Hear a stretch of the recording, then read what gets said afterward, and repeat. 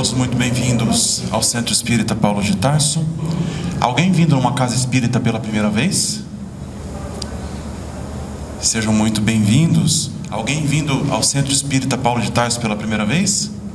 Além de vocês? Bom dia também aos nossos amigos desencarnados que também estão aqui presentes. Sejam todos muito bem-vindos. Antes de nós iniciarmos o tema de hoje, convidar vocês para a gente fazer uma singela prece, para que a gente possa entrar em harmonia, antes da gente começar a falar um pouquinho sobre o Evangelho do Mestre. Convido a todos para fechar os olhos um pouquinho. Jesus querido, Mestre, amado, nosso irmão maior, lhe agradecemos pela oportunidade de estarmos nesta casa de fraternidade e de amor. Obrigado pelo Evangelho que deixaste para nós, este Evangelho que é o nosso Consolador, que nos consola a alma, que nos consola as preocupações, que ilumina os nossos caminhos, na certeza de que teremos ainda uma caminhada longa, mas que alcançaremos o nosso objetivo. Pedimos o concurso dos benfeitores espirituais aqui presentes e dos mentores espirituais de cada um de nós, para que possam nos auxiliar na caminhada, para que possam nos ajudar a mantermos o equilíbrio e seguirmos firmes no aprendizado, proclamando e praticando sempre o Evangelho do Mestre. Que assim seja. Então, como foi dito pelo André, hoje nós vamos falar sobre sede perfeitos. Mas antes da gente avançar um pouquinho sobre o sede perfeitos, eu vou trazer um trechinho aqui das anotações do evangelista Mateus, que nos diz assim: mas eu vos digo, amai os vossos inimigos, fazei o bem aos que vos têm ódio, e orai pelo que vos perseguem e caluniam, para serdes filhos de vosso Pai que está nos céus, o qual faz nascer o sol sobre bons e maus, e vir chuva sobre justos e injustos. Porque, se vós não amais, senão os que vos amam, que recompensas haveis de ter? Não fazem os publicanos também o mesmo? E se vós saudardes somente os vossos irmãos, que fazem nisso de especial? Não fazem também assim os gentios?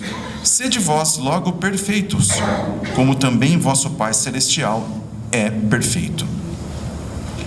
E aí, quando nós falamos em sede perfeitos, falamos em perfeição, eu não tenho como não trazer para a gente aqui a questão 625 do Livro dos Espíritos. Todos vocês acho que já sabem de cor, mas vamos lá de novo. Qual é o tipo mais perfeito que Deus ofereceu ao homem para lhe servir de guia e modelo? Essa foi a pergunta que Kardec fez aos benfeitores espirituais. E a resposta qual é? Vede Jesus, exatamente isso. Então, Jesus para nós, Ele é o tipo de perfeição moral na qual a humanidade pode se inspirar na Terra. Deus concedeu Jesus a nós, porque Deus concedeu Jesus a nós como modelo e doutrina a ser seguido, porque Jesus, na verdade, Ele é a mais pura expressão das leis divinas. Ele é a mais pura expressão das leis divinas. Ele, quando Jesus esteve encarnado entre nós, Ele estava animado. Veja bem, Ele estava animado. Ou seja, Ele estava sendo guiado, orientado, intuído e instruído pelo Espírito Divino, pelo Espírito do Pai. E Ele, sem dúvida nenhuma, foi o ser mais puro que já apareceu aqui na Terra. E nessas anotações de Mateus que eu acabei de ler, ele nos aponta, as características da perfeição. Amai os vossos inimigos, fazei o bem o que vos tem ódio, e orai pelos que vos perseguem e caluniam. E aí ele fala: que recompensas haveis de ter se não amarmos senão aquele que nos ama? Então veja bem, é muito mais fácil para a gente amar aquele que nos ama. As pessoas que nos querem bem, os nossos familiares, amigos, entes queridos, é fácil. E para a gente demonstrar o amor para com aqueles que, de alguma forma ou por qualquer razão que seja, nos causa repulsa ou nos repelem. Esse é o grande desafio do verdadeiro cristão. Como que eu vou fazer isso? Como que eu vou quebrar a dureza do meu coração e poder trazer o amor àqueles que eu não amo? E quando nós falamos amar os nossos inimigos, não é a gente abraçar, encher de beijo e de abraço e de carinho uma pessoa que nos fez o mal. Não é isso. Isso seria levado ao pé da letra. Mas amar os nossos inimigos é nós sabermos as dificuldades e os problemas que aquele nosso irmão tem, que por alguma razão nos levaram a causar o mal, e nós de todo o nosso coração e sem interesse algum sabermos perdoá-lo e compreendê-lo.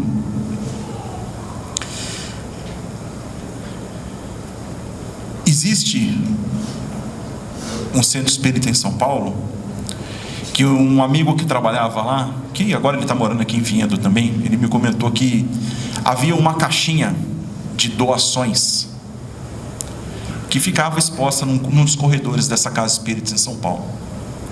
E certa feita ela estava com bastante dinheiro.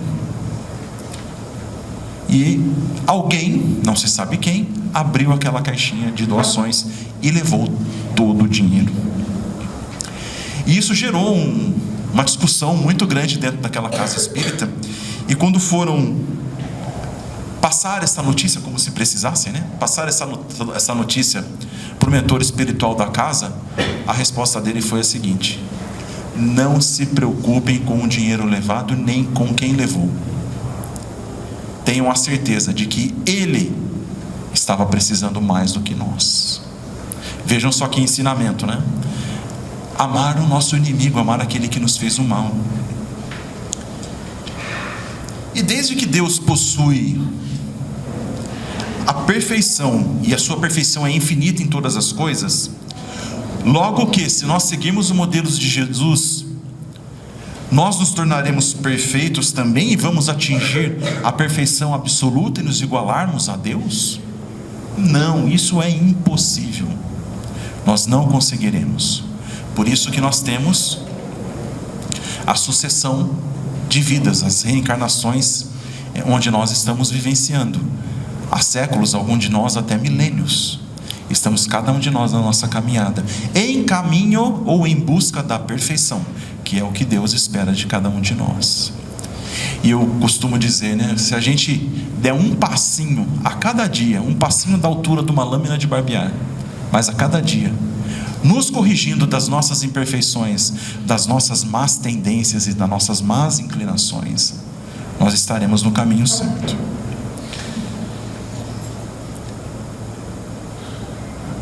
E aí, quando Jesus nos diz, né, através do Evangelho de Mateus, para a gente amar os nossos inimigos, fazer o bem a quem nos tem ódio, o que Ele espera de nós? Jesus ele está nos mostrando, através dessas 3 frases bem singelas, qual é a essência da nossa vida. E a essência da nossa vida, ela parte de uma única ação, que é a caridade. A caridade, ela vai acabar derivando todas as outras nossas virtudes. Por um outro lado, a caridade ela implica todas as nossas virtudes. Se nós mostrarmos o resultado de todos os nossos vícios, de todas as nossas más paixões, más inclinações, más tendências, elas resultam o quê? Daquilo que é contrário à caridade. Então é o nosso orgulho e o nosso egoísmo. Eles acabam derivando, eles acabam implicando em tudo que é contrário à caridade. Então vejam só, com esse ensinamento do mestre, a partir do momento que nós seguimos com atitudes de amor, de caridade e de fraternidade, todas as outras virtudes vão aflorar dentro de cada um de nós. E nós vamos dar aquele passo que eu falei, da altura de uma lâmina de barbear, para vencer as nossas más tendências. E nós seguimos adiante, no caminho da evolução, que é para isso que nós estamos aqui. Evoluir, melhorar, nos tornarmos melhores, corrigirmos os nossos erros. E aí quando a gente fala do item 4, os bons espíritas. Então o verdadeiro homem de bem é aquele que pratica a justiça, que tem as suas atitudes de amor e de caridade, não é verdade? Já falamos sobre isso. E isso eu falo na sua maior pureza, ou seja, sai daqui, do coração, sem interesse algum por trás. E aí eu trago para nós um ensinamento muito grande de Santo Agostinho. O que Santo Agostinho fazia todos os dias ao se deitar em sua cama para o sono merecido. Ele refletiu o seguinte: ele violou as leis de Deus, cometeu algum mal, fez todo o bem que podia, não deixando escapar voluntariamente uma ocasião de ter sido útil. Enfim, Santo Agostinho fazia uma autocrítica de si próprio naquele dia que ele passou. E isso, com o passar do tempo, se tornou um hábito e ele fazia todos os dias. Então veja, todas as vezes que surgia para ele uma oportunidade de fazer o bem ao seu semelhante, ele o fazia, porque à noite ele repassava o seu dia e falava: não, eu fiz aquilo para um irmão tal, fiz aquilo para a irmã tal, consegui fazer tudo que estava ao meu alcance. E aí ele se tornou, na verdade, um santo, né? Santo Agostinho. Mas e os espíritas? Como é que funciona? A gente é diferente? Não, a gente não é diferente. O espiritismo bem compreendido, tá? A doutrina espírita bem compreendida, mas ao mesmo tempo bem sentida, ela conduz naturalmente a estas qualidades cristãs. Elas são as características de um verdadeiro cristão, porque um bom espírita e um verdadeiro cristão, eles são a mesma coisa. Nós somos cristãos, não somos? Estamos aqui falando de Jesus desde a hora que nós começamos a nossa conversa de hoje. E o espiritismo, qual que é o ponto central? Ele não nos ensina nenhuma moral, uma moral nova. Ele nos ensina o quê? A moral que Jesus nos ensinou através do seu evangelho.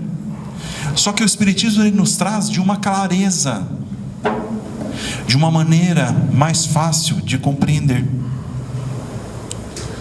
Então, quando a gente começa a estudar a prática da moral do Cristo, que é o que nós estamos fazendo aqui agora, a gente acaba tendo o quê? Uma fé mais sólida e mais esclarecida. E com isso a gente não vacila. Quando nós vacilamos é porque nós temos as nossas más tendências e más inclinações afloradas naquele momento, mas em via de regra nós não vacilamos. Por isso, meus amigos, que um dos grandes ensinamentos que nós recebemos quando começamos a estudar e praticar a doutrina espírita é: espíritas, instruí-vos. Ou seja, espíritas, estudem, se preparem, busquem o ensinamento, busquem a prática do evangelho. E existem espíritas imperfeitos? Sim. São aqueles que não possuem a instrução e a compreensão necessária daquilo que a doutrina espírita explica, ou que eles estacionam no meio do caminho, por qualquer razão que seja. Aí eles acabam se aproximando, eles recuam, na verdade, né? Acabam se aproximando daqueles que têm o mesmo padrão vibracional que eles. E aí, o verdadeiro e sincero espírita, na verdade, aquele irmão puro de coração, ele encontra-se num grau superior de adiantamento. Ah, mas ele é melhor do que os outros? Não. Ele também tem os seus defeitos. Mas reconhece o seu verdadeiro espírito pelo quê? Pela busca que ele tem para a sua transformação moral. Uma busca incessante da transformação moral. É para isso que nós estamos aqui. É para isso que nós viemos a uma casa espírita, ou outros vão a uma igreja, ou um templo evangélico. Não importa. Nós viemos aqui em busca de transformação moral, de nos melhorarmos, de nos tornarmos pessoas melhores. Os princípios da doutrina espírita tocam o coração de um bom espírita. Os princípios da doutrina espírita, eles penetram na fibra da nossa matéria e faz a gente, em alguns momentos, até estremecer, de tão poderosa que é a palavra do Mestre. O bom espírita compreende a existência de coisas melhores, e ele não titubeia, ele permanece firme na fé, ele não vacila e segue na busca daquilo que o Pai, nosso Criador, tem preparado para nós. E aí, a gente avançando um pouquinho, nós vamos falar do item 5 e 6, parábola do semeador. Parábola do semeador está nas anotações do evangelista Mateus, nos diz assim: naquele dia, saindo Jesus de casa, assentou-se à borda do mar, e vieram para ele muita gente, de tal sorte que, entrando em uma barca, se assentou, e toda a gente estava em pé na ribeira. E lhes falou muitas coisas por parábola, dizendo: eis aí que saiu o semeador para semear. E quando semeava, uma das sementes caiu junto à estrada, e vieram as aves do céu, e a comeram. Outra, porém, caiu em pedregulho, onde não tinha muita terra, e logo nasceu, porque não tinha altura de terra.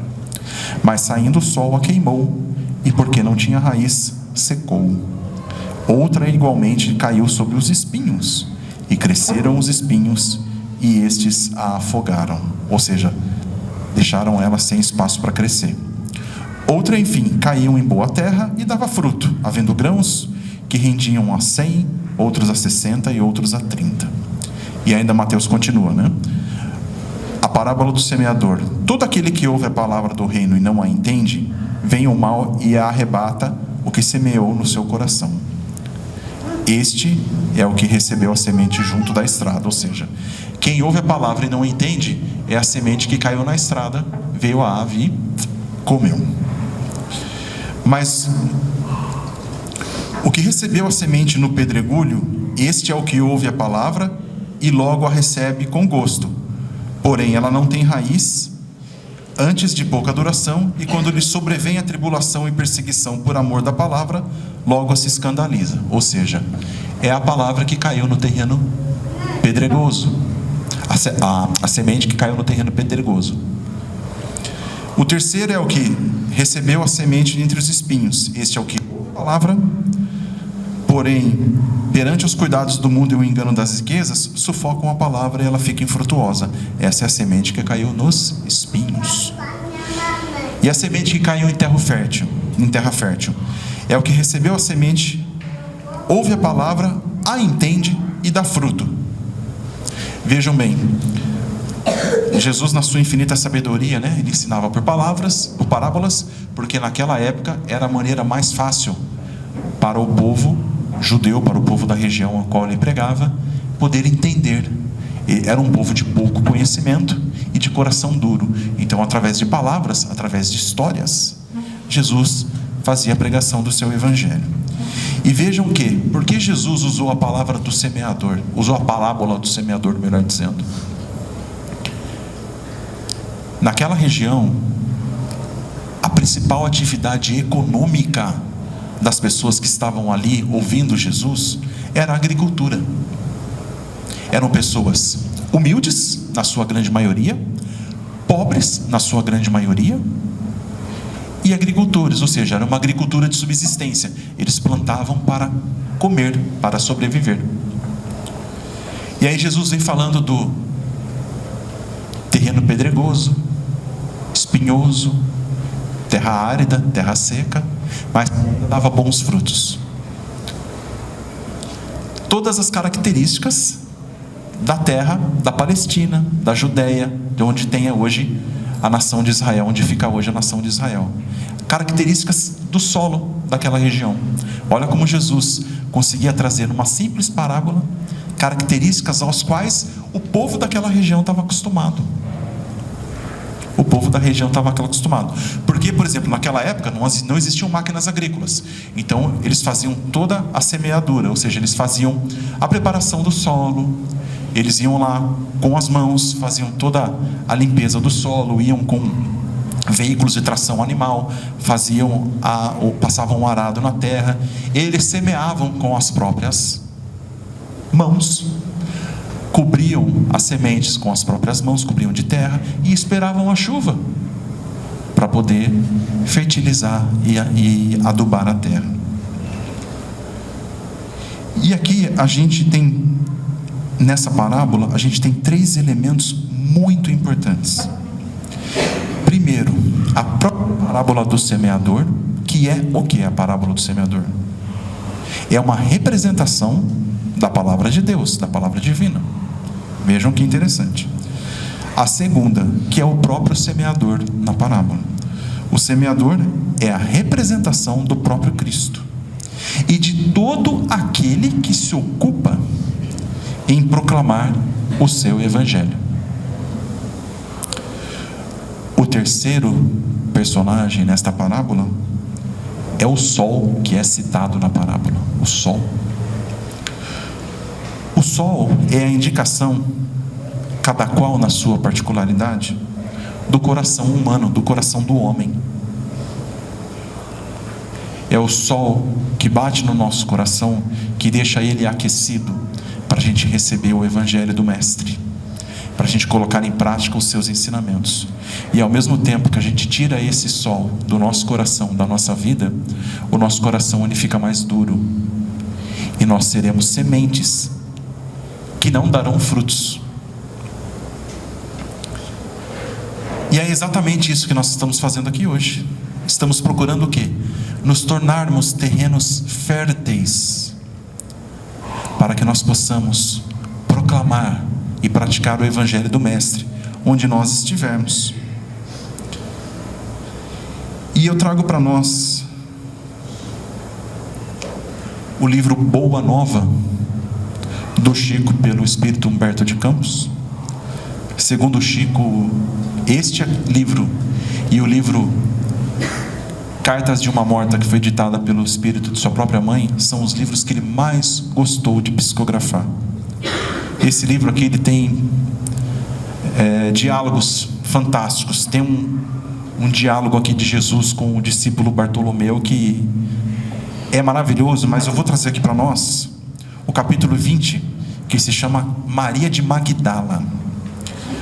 Para ser bastante rápido, Maria de Magdala era uma mulher muito bonita, uma mulher podemos colocar assim, uma mulher de vida fácil, que tinha todos os homens a seus pés, usufruía de uma vida de luxo, riqueza,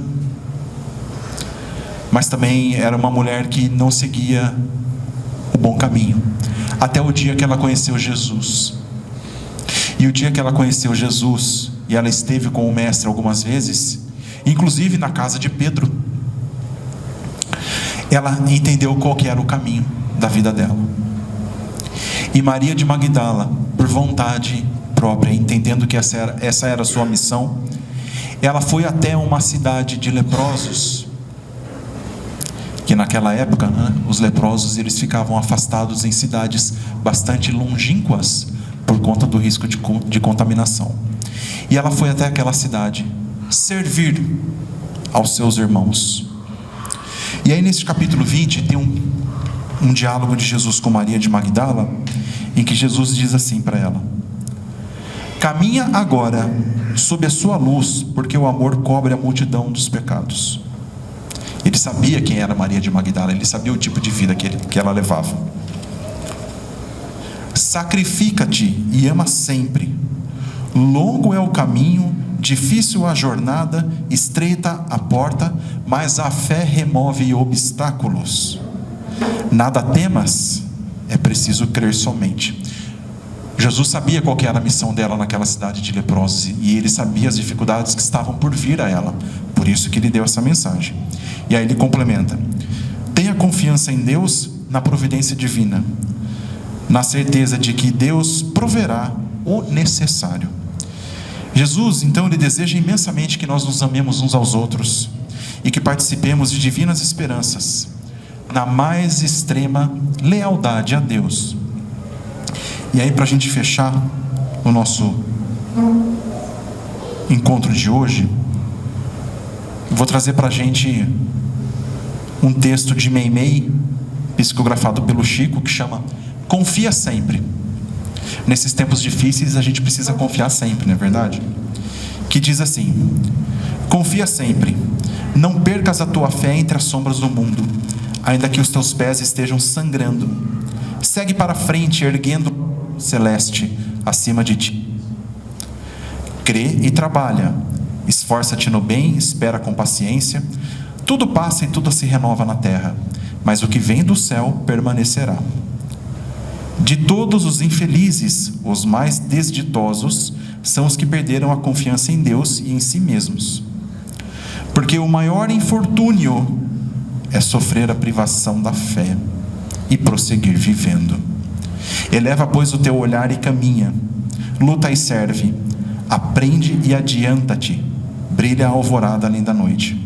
Hoje é possível que a tempestade te amarfanhe o coração e te atormente o ideal, aguilhoando-te com a aflição, ou ameaçando-te com a morte. Não te esqueças, porém, de que amanhã será outro dia. Meus amigos, essa era a mensagem que eu gostaria de trazer para nós hoje. E antes da gente encerrar, convido para a gente fazer uma prece de despedidas, para que nós possamos seguir para a fluidoterapia. Os nossos irmãos já estão lá nos aguardando. Jesus amado, obrigado por mais este evangelho. Tenho certeza de que todos nós estamos aqui com o coração um pouco mais aquecido e saímos daqui com muita esperança e com a fé renovada.